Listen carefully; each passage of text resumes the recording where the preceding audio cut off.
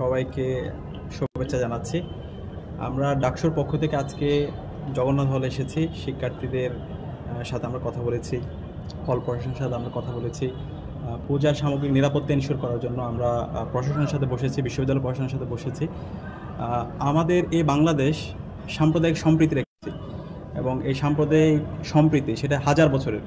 তো এই বছর পূজাতে যেন আমরা সবাই একসাথে আমাদের এই পূজা উৎসব আমাদের নিরাপত্তার সাথে যেন আমরা বাস্তবায়ন করতে পারি, সেজন্য আমরা হল প্রভোস্টের সাথে এতক্ষণ ধরে মিটিং করেছি এবং হল সংসদের সাথে আমরা বসেছি এবং আমরা সারা দেশের যে সাম্প্রদায়িক সম্প্রীতি আছে, আমরা সবাই একসাথে যেন আমাদের এই সাম্প্রদায়িক সম্প্রীতিকে আমরা আরও সুদৃঢ় করি এবং আমাদের এই বাংলাদেশকে সবার বাংলাদেশ হিসেবে বিনির্মাণ করি।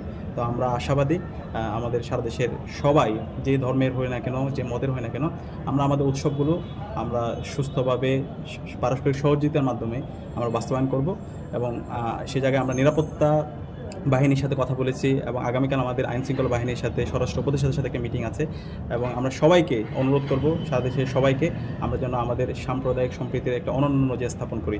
সবাইকে অসংখ্য ধন্যবাদ। আমাদের আজকে সংক্ষিপ্ত প্রেস ব্রিফিং এখানে সমাপ্ত।